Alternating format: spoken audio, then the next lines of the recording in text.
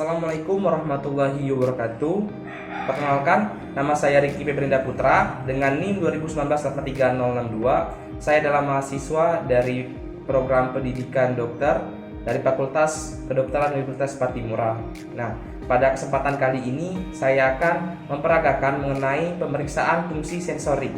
Adapun alat yang kita gunakan yaitu ada tabung reaksi yang saya ganti dengan gelas sebagai alat peraga, kemudian kapas, dan ada juga pinset. Ini merupakan pengganti dari garpu tala untuk sensasi getar nantinya sebagai alat peraga saja. Kemudian ada tusuk gigi. Ya baiklah, mungkin itu saja. Mari kita masuk ke pemeriksaan. Selamat siang dok. Siang Pak, silakan duduk Pak.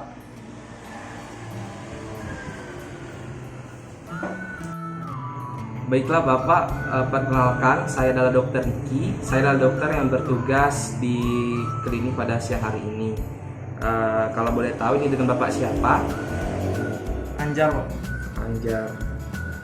Bapak Anjar umurnya berapa ya Pak? 22 tahun Pak. 22 tahun.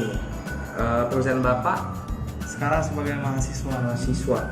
Kalau boleh tahu alamatnya di mana ya Pak? Di Palembang. Palembang. Udah berkeluarga Pak? Belum Pak. Belum.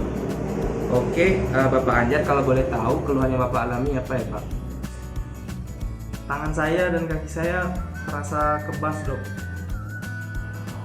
Baiklah Bapak, di sini saya akan melakukan pemeriksaan fungsi sensoris dari tubuh Bapak. Adapun tujuan dari pemeriksaan ini untuk mengetahui apakah tubuh Bapak dapat merasakan sensasi dengan normal atau tidak.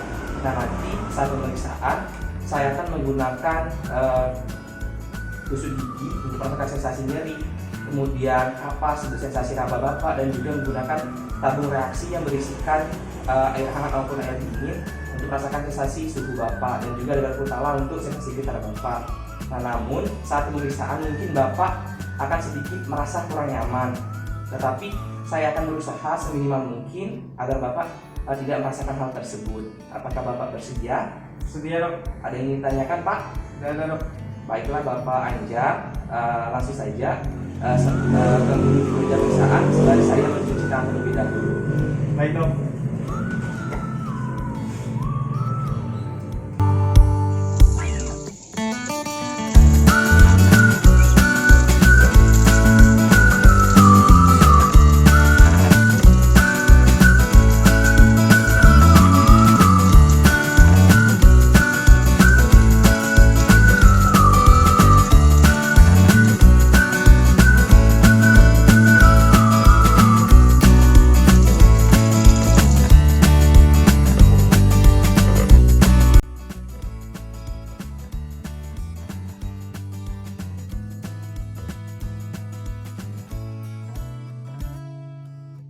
Melakukan pemeriksaan nyeri, selalu minta pasien untuk menyebutkan seperti apa rasanya. Kemudian bandingkan kanan dan kiri pasien, lebih terasa yang sebelah mana. Baiklah Bapak, saya akan mengenalkan alat-alat yang digunakan. Yang pertama itu ada tusuk gigi. Ini Pak rasanya, terasa nyeri ya Pak. Terus ada kapas, begini rasanya Pak. Dan juga kita gunakan tabung reaksi, ada yang bersuhu dingin 20 derajat seperti ini Pak, dan juga ada yang suhunya 40 derajat begini Pak sensasinya. Baiklah Bapak, langsung saja kita mulai pemeriksaan. Baiklah Bapak, kita akan langsung mulai pemeriksaannya. Nanti lepaskan bajunya Bapak dan pejamkan matanya pada saat diberikan rangsangan ya Pak. Baik dok. Baiklah Bapak, kita akan langsung saja mulai pemeriksaannya. Yang pertama saya akan memeriksakan sensasi nyerinya. Tutup matanya ya Pak. Saya akan bisa pada bagian C4. Apa rasanya Pak? Tertusuk dok. Bagaimana Pak yang lebih terasa Pak? Keduanya dok. Keduanya ya Pak. Kemudian kita akan memeriksa di bagian C6. T1, kemudian bagian C8,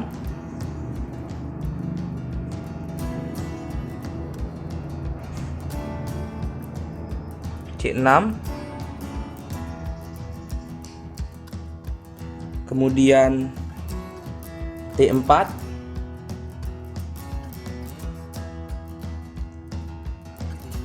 kemudian bagian T10, tinggi umbilikal, L2, kemudian bagian L4, terus bagian setinggi L5.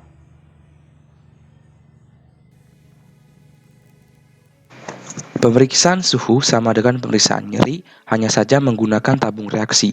Pemeriksaan suhu bergantian menggunakan air dingin dan air panas sesuai dermatom. Baiklah Bapak, kita ke pemeriksaan selanjutnya, yaitu pemeriksaan sensasi suhu. Kita menggunakan tabung reaksi. Baiklah Bapak, pejamkan matanya. Yang pertama saya akan memeriksa di bagian C4.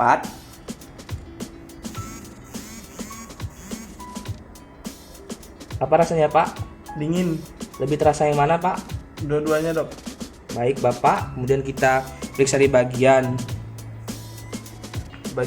C6, terus bagian T1, bagian C6, kemudian C8, kemudian bagian T4,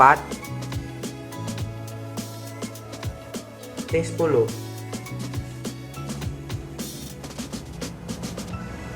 Selanjutnya di bagian L2,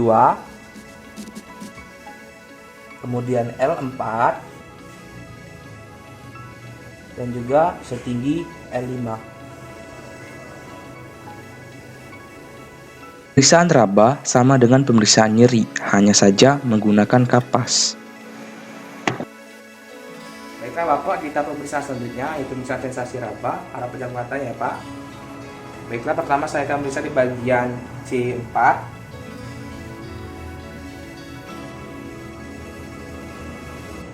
Bagaimana rasanya Pak? Seperti diraba dok. Lebih terasa yang mana Pak? Dua-duanya terasa dok. Baik Bapak, lalu kita lakukan hal yang sama di bagian C6, T1, dan bagian C6, C8, kemudian bagian T4,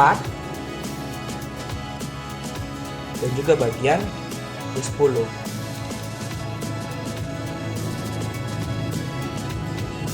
L2, kemudian L4, dan setinggi L5.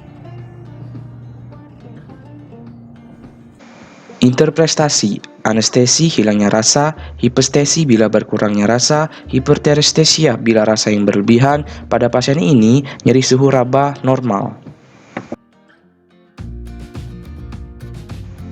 Pemeriksaan proprioseptif. Prosedur pemeriksaan menjelaskan untuk melakukan pemeriksaan posisi dan rasa getar, meminta pasien untuk tetap dalam mata tertutup. Baiklah Bapak, kita ke pemeriksaan selanjutnya, yaitu pemeriksaan perasaan gerak. Nah, nanti silakan gunakan bajunya Pak dan duduk. Nanti menjamkan matanya saat pemeriksaan dimulai ya Pak. Silakan Pak. Baiklah Bapak, nanti saya akan menggerakkan jempol kaki Bapak baik ke arah atas, bawah, kiri ataupun kanan. Dan kemudian Bapak menebak. Apakah Bapak mengerti? Ngerti dok. Baik Bapak, kita langsung saja pemeriksaannya. Pemeriksaan posisi. Pegang ujung jari jempol kaki pasien, kemudian arahkan jari jempol ke lateral dan gerakan ke atas, ke bawah, ke samping, kanan, kiri. Minta pasien untuk menjawab arah posisi jempol kaki digerakkan. Pastikan jari jempol kaki tidak bersentuhan. Baiklah Bapak, kita langsung mulai. Ini ke arah mana Bapak? Ke arah kanan dok. Kalau ini Bapak? Ke bawah dok. Kalau ini Pak? Ke atas. Kalau ini Pak? Ke kiri. Baik Pak. Lakukan hal yang sama Pak di bagian kaki yang lainnya, arah jempol kaki lainnya. Ini arah Bapak Pak. Ke kiri dok. Ini Kanan. kalau ini Pak. Atas. Kalau ini Ke bawah dok. baik Pak. Rasa getar, garpu tala digetarkan dahulu, kemudian letakkan pada tulang-tulang yang menonjol prominen, contoh clavicula, ujung jari, dan lain-lain. Tanyakan pasien apakah terasa getarannya, dan katakan lagi bila getaran sudah tidak terasa lagi. Baiklah Bapak, selanjutnya kita akan memeriksa rasa getar sama halnya dengan mata dalam tetap keadaan tertutup ya Pak. Bapak, saya akan mulai. Apakah terasa Pak getarannya? Terasa dok. Apakah masih bergetar Pak? Masih dok. Oke baik Pak. Dan juga lakukan di kaki lainnya. Apakah terasa Pak getarannya Pak? Terasa dok. Apakah masih bergetar Pak? Masih. Baik Pak. Interpretasi, pada pemeriksaan proprioseptif, pasien ini normal. Pemeriksaan diskriminatif. Prosedur pemeriksaan menjelaskan tujuan untuk mengenal bentuk atau ukuran dan berat suatu benda dan minta pasien untuk tetap menutup mata. Gramestesia untuk mengenal angka, aksara, bentuk yang digoreskan di atas kulit pasien, misalnya di telapak tangan pasien. Interpretasi, bila pasien tidak bisa menebak maka disebut agramestesia. Baiklah Bapak, selanjutnya saya akan menggoreskan angka di telapak tangan Bapak dan kemudian Bapak menebaknya dengan keadaan mata tertutup. Bapak mengerti? Baik dok. Mengerti dok. Baik Bapak, kita langsung laksanakan. Baik Bapak, ini angka berapa Pak? 1, Baik Bapak, kalau ini berapa Pak? 2. Baik Pak. Barognosia untuk mengenal berat satu benda dengan cara membandingkan dua benda lebih berat atau ringan. Interpretasi, bila pasien tidak bisa membedakan berat maka abarognosia. Baiklah Bapak, selanjutnya saya akan melakukan pemeriksaan. Nanti Bapak akan menebak. Di sini ada garpu tala dan kapas. Nanti akan Bapak menebak yang mana yang lebih berat. Mengerti Pak? Mengerti Baik, dok. kita langsung mulai Pak. Baik Bapak, masih dalam keadaan mata tertutup. Ini berat yang mana ya Pak? Tangan kanan atau tangan kiri Pak? Tangan kanan dok. Baik Pak. Topognosia untuk mengenal tempat pada tubuh yang disentuh oleh pemeriksa. Interpretasi, bila pasien tidak dapat mengenal tubuh yang disentuh maka atopoksia. Baiklah Bapak, periksa selanjutnya nanti saya akan menyentuh bagian tubuh Bapak dan kemudian Bapak menebak bagian tubuh mana yang saya pegang. Bapak mengerti? Mengerti dok. Baik, langsung saja kita mulai Pak. Baiklah Bapak, masih dalam keadaan mata tertutup ya Pak. Saya mulai. Baik Bapak, coba tebak Pak. Jari tengah tangan kiri dok. Baik Bapak. Baik Bapak, alhamdulillah dari pemeriksaan fungsi sesalib tadi, fungsi di sensorik Bapak itu belum ditemukan kelainan, masih dalam tahap yang normal.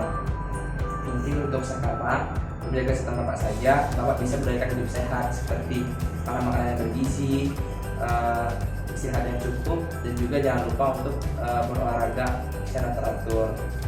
Mungkin bisa saja Pak, ada yang ingin ditanyakan Pak? Tidak ada dok. Baik Bapak, semoga Bapak selalu sehat. Sampai jumpa kembali ya Pak. Terima kasih Pak. Makasih dok.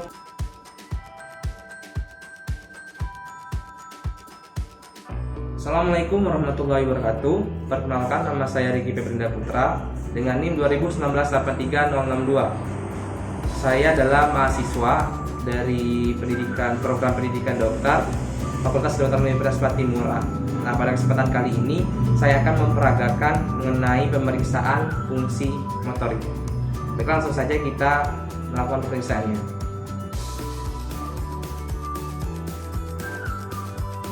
Siang dok. Siap Pak, silakan duduk Pak.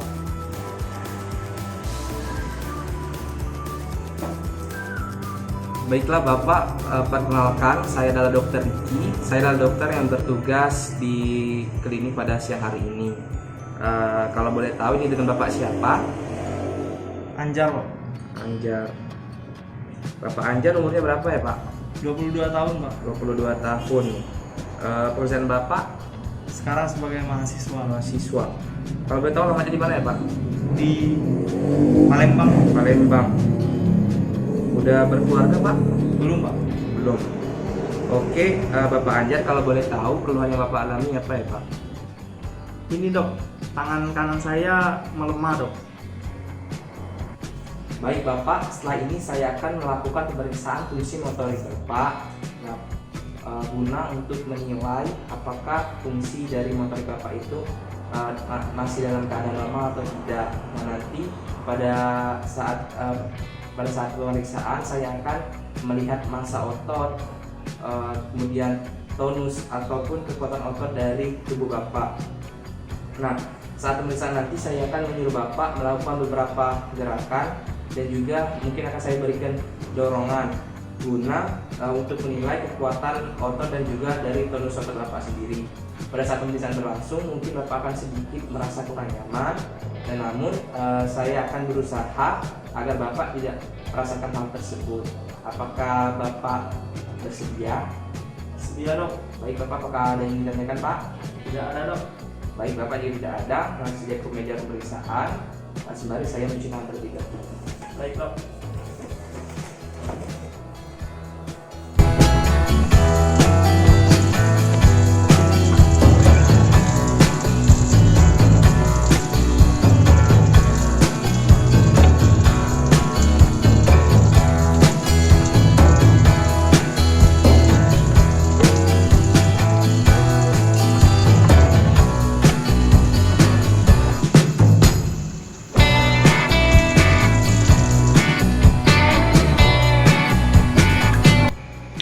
Prosedur pemeriksaan gerakan ekstremitas atas. Meminta pasien berbaring di tempat tidur, meminta pasien untuk mengangkat tangan setinggi-tingginya mulai dari yang normal. Baik Bapak Anjar, saya akan menyuruh Bapak mengangkat tangan kanan setinggi-tingginya. Baik Bapak, silakan Pak. Baik Bapak, tangan satunya lagi Pak. Baik Pak. Baiklah Bapak, saya akan menggerakkan tangan Bapak. Lemaskan saja ya Pak. Baiklah Bapak, tangan satunya lagi Pak.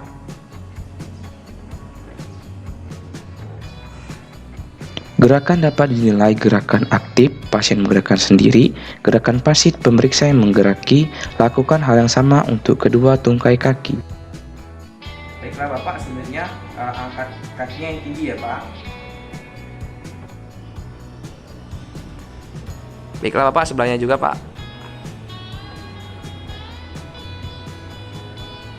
Baik Bapak.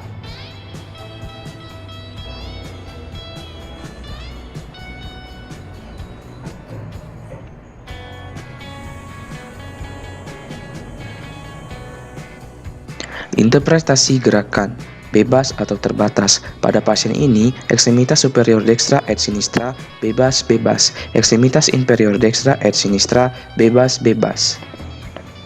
Pemeriksaan kekuatan ekstremitas atas.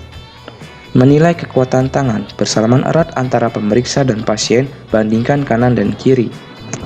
Baiklah Bapak, nanti saya akan menjabat tangan saya, kemudian Bapak menarik sekuat mungkin ya Pak. Pak, kita mulai dari tangan kanan dulu Pak. Baik Bapak, kita langsung mulai dari tangan kanan Pak. Tarik sekuat mungkin Pak. Baik Bapak, sebelah tangan kiri juga Pak. Sama seperti tadi ya Pak, tarik sekuatnya Pak. Baik Bapak. Menilai kekuatan lengan bawah, pemeriksa meletakkan kedua tangan di atas lengan pasien dan meminta pasien untuk menaikkan lengan serta melawan tangan pemeriksa, bandingkan kanan dan kiri. Baiklah Bapak, dari tangan kanan dulu ya Pak.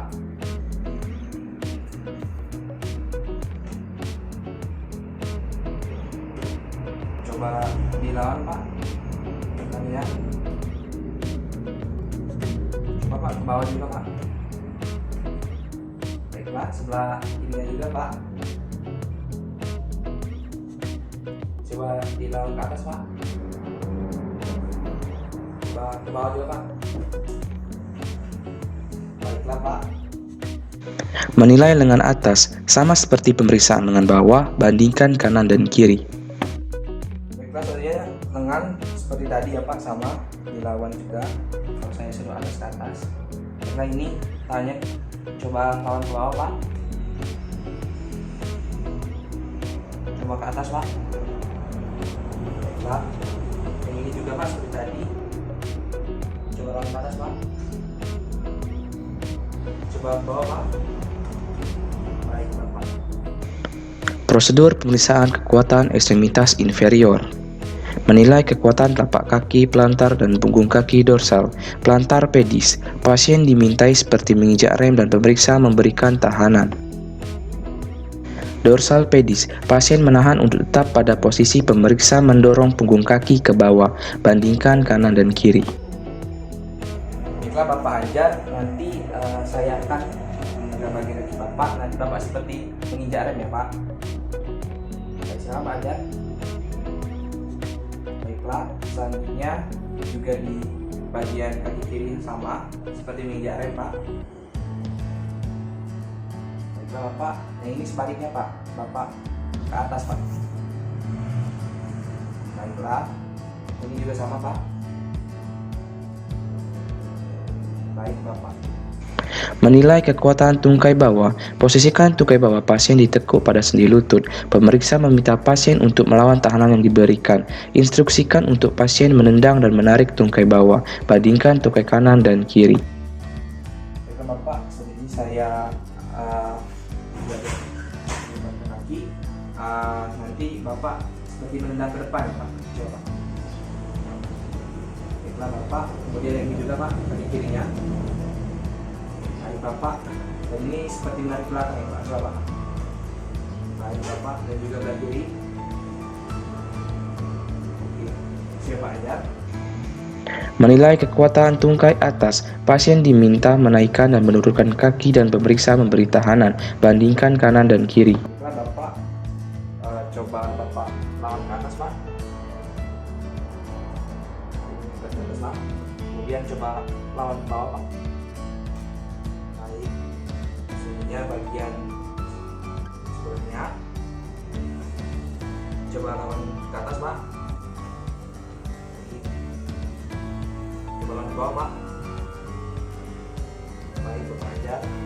Interpretasi. Skor 5 kekuatan penuh. Skor 4 bisa melawan gravitasi dan menahan tahanan ringan. Skor 3 bisa melawan gravitasi namun tidak bisa melawan tahanan ringan. Skor 2 tidak bisa melawan gravitasi, hanya bisa digerakkan ke kanan dan kiri atau bergeser.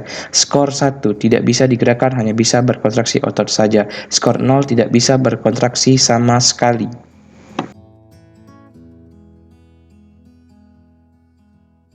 Pada pasien ini, kekuatan ekstremitas superior dextra et sinistra 5-5-5-5-5, ekstremitas inferior dextra et sinistra 5-5-5-5-5-5. Pemeriksaan tonus ekstremitas superior dan inferior. Tonus otot ekstremitas superior. Melakukan pemeriksaan dimulai dari tangan yang sehat, kemudian dilanjutkan dengan yang sakit.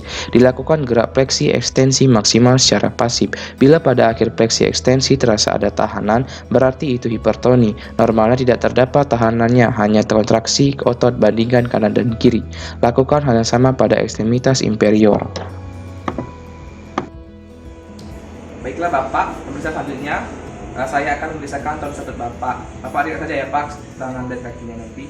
Baik Bapak, langsung saja. Baiklah Bapak, lihat saja ya Pak. Baik Pak, lihat saja Pak. Sebelah kirinya juga Pak.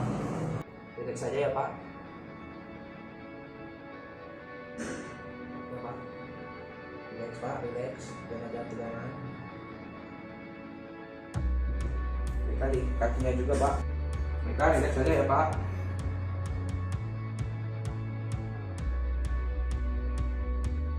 Relax Pak.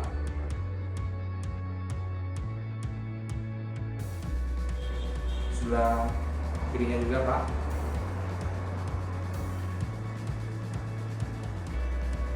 Itu saja Pak.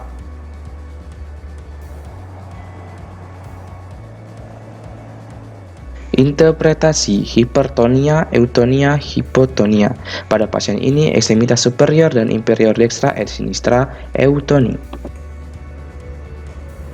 Baiklah, Bapak Anjar, alhamdulillah dari pemeriksaan fungsi motorik tadi belum ada klien yang didapatkan, masih dalam tahap yang normal. Mungkin sekarang Bapak bisa menjaga kesehatan dengan menerapkan pola hidup sehat seperti makanan yang bergizi, olahraga teratur, dan istirahat yang cukup.